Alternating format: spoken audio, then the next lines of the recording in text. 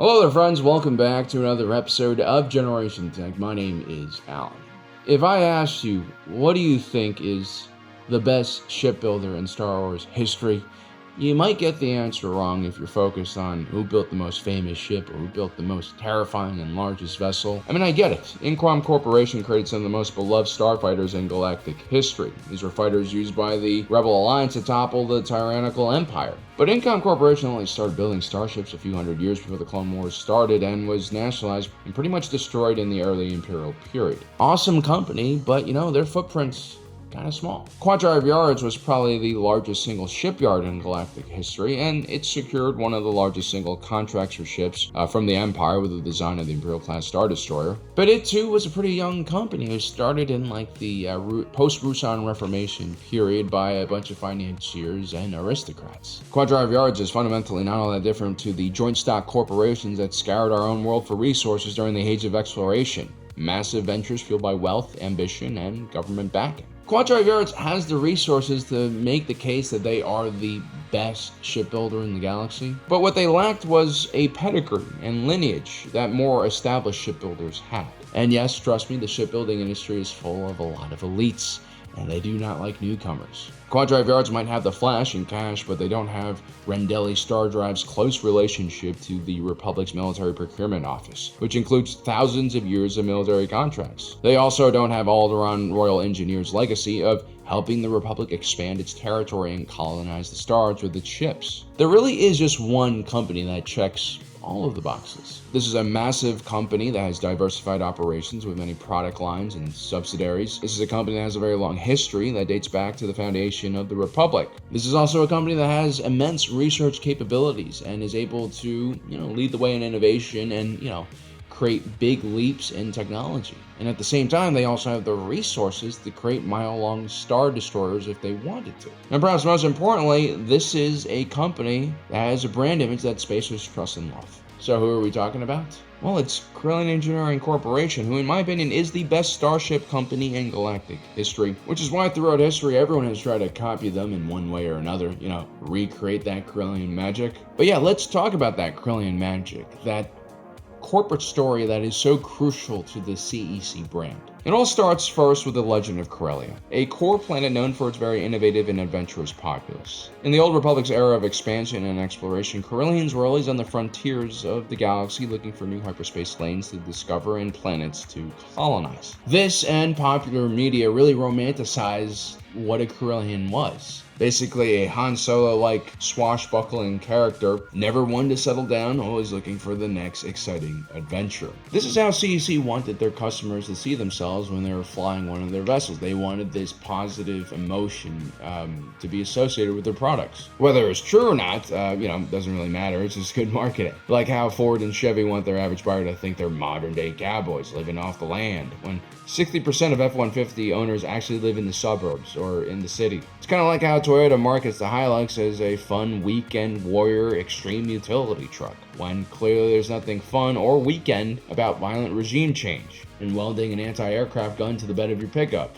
Now, behind that corporate story, Corellian Engineering Corporation is just another ruthless corporation founded on one of the most competitive and chaotic worlds in the core. CEC had to survive countless hostile takeovers and corporate wars and espionage with, the dozens of shipyards that used to exist on Corellia. I think eventually CEC basically defeated or merged with all of them.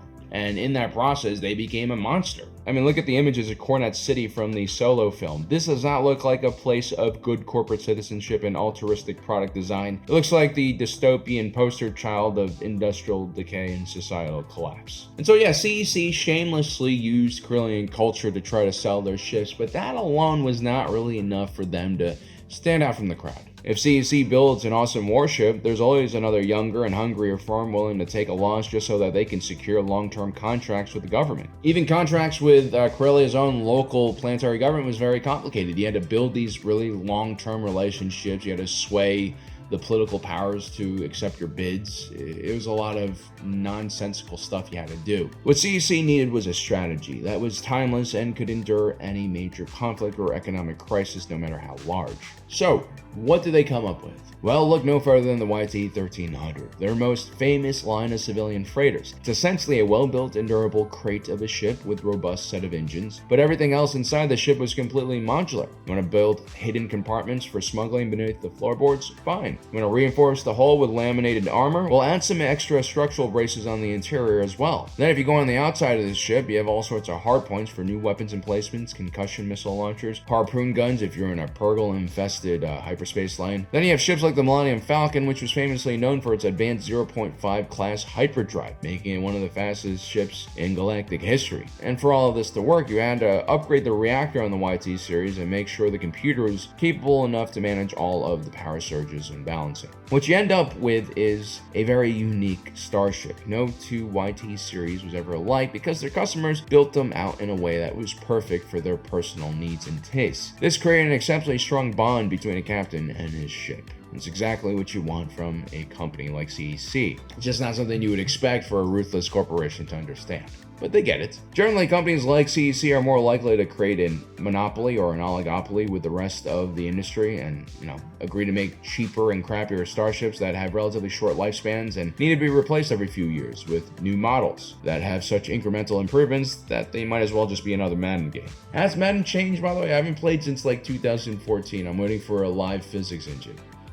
Probably never gonna happen. And so why would Corellian Engineering Corporation design a ship that its customers could use for the rest of their life? A ship that they don't need to sell or trade in because they could just upgrade it? Well, it's very likely because they didn't come up with this idea. They actually stole this idea from Core Galaxy Systems. Core Galaxy Systems was a name that used to mean quite a lot, just like how the brand Oldsmobile used to mean a lot here in the US. Core Galaxy Systems was one of the founding shipwrights of the Republic, as in one of the original companies that helped the Republic expand outside of the core region. Also back then, core wasn't just the center of the galaxy, it might as well be the entire galaxy for the Republic, which hadn't quite expanded to its current borders. Now, Core Galaxy Systems was a risk-averse company, right? It wasn't like looking to kind of reshape the entire industry with some unique ideas. They were just concerned about profits like any other company. Now, when you have a company like Core Galaxy Systems that, has existed for thousands of years, what ultimately happens is they become large and bloated companies. After going through endless mergers and takeovers, these corporations are more like holdings companies than just a pure shipbuilder with like a singular identity across all of their product lines. Now, companies like Core Galaxy Systems might own several assets that they have no idea what to do with, or they simply might not like those assets and want to get rid of them. And in some cases, they might even forget that they own certain assets. And I think that's sort of what happened because Core Galaxy Systems owned a small, formerly independent company based on the world of Transo. This company was located in the colonies regions of space, which is kind of like the peripherals of the galaxy at the time. The spacers in these areas didn't really have a lot of money, but they also relied heavily on their ships, not just for travel. In some cases, these vessels were their home. Now, this small subsidiary of Core Galaxy Systems was not doing well at all. They had no funding secured, no grants. They were basically going bankrupt. They didn't have relations or a line of credit with larger vendors, even within the Core Galaxy Systems ecosystem. And so they were left in a very problematic situation where they needed to design a new ship, but they didn't really have the resources to design one up to market standards.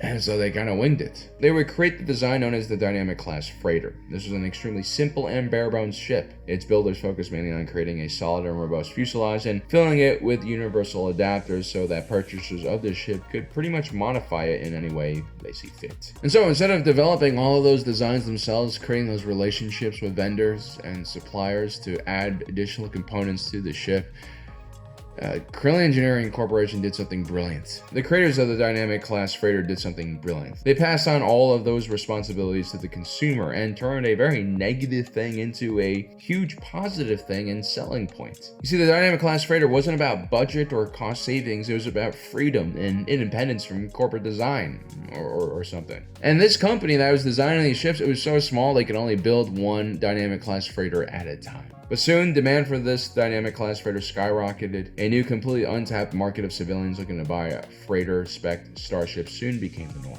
The Dynamic-class freighter soon became one of the best-selling ships in the entire galaxy. This small subsidiary somehow figured out that when you build a ship that consumers actually want and think is of good value, you can greatly increase the amount of ships you sell. Even if the margins aren't good, you're still going to get filthy rich. Just like how the Boeing 747 made travel possible for the middle class, the Dynamic freighter opened the door to ship ownership for an entirely new class of people as well. People who weren't necessarily rich or had a lot of capital, just individuals who were, looking for a vehicle like this, maybe to start their own business, maybe to get away from civilization. Maybe they're criminals, I don't know. This approach ultimately worked really well, and it reminds me a lot of like Toyota creating this extremely cheap $10,000 modular pickup truck. You can leave it bare bones with just the flatbed, manual windows, stick, or you could turn it into a freaking FJ Cruiser as well, or just build an entire house on top of it. Power to the consumer, basically. If you agree to sell something to consumers that other retailers refuse to do so, not only will your end consumer be really happy about this, they'll be grateful.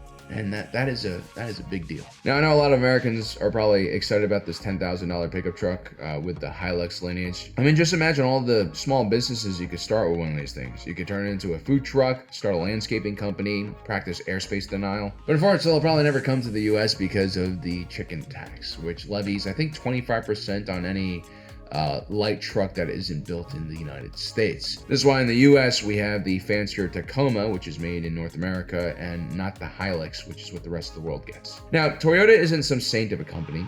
They are, in my opinion, just a little more focused on brand image and long-term success, whereas most American pickup truck makers in recent years have gone insane with greed, charging luxury vehicle prices for what essentially used to be a work truck. Yeah, I get it. Frame on body is more reliable. It's more expensive to make, but it shouldn't be this expensive. And if you take a look at the F-150, it has a profit margin per unit that's probably closer to and exceeding most luxury vehicles. That's completely messed up because this is supposed to be a utility truck, not a fashion or luxury item. Now, the F-150 being so overpriced works for Ford right now because there are no alternatives, but I think people are getting fed up, which opens the market up for competition if the government will allow it. Which honestly might never happen because there are a lot of people in government right now that want us to be fearful of the foreign worker that makes like 10 cents an hour. They want you to think that that guy is taking your job, when in reality it's the American company that outsourced those jobs in the first place. It's the American middleman who exploits cheap labor overseas and then overcharges the hell out of American customers and wastes money on branding and all sorts of like business consultancy that you don't see in other countries where money is treated seriously. Anyway, Corellian Engineering Corporation started taking notice of the success of the Core Galaxy Systems' new freighter, and by the time the Great Galactic War had kicked off between the Sith Empire and the Republic, CEC already had its XS stock light freighter out for production. It was so obvious that CEC was copying Core Galaxy Systems that they even compared the XS to the Dynamic class in their reading materials and brochures. I don't understand why Core Galaxy Systems never try to recreate their success with the Dynamic class freighter.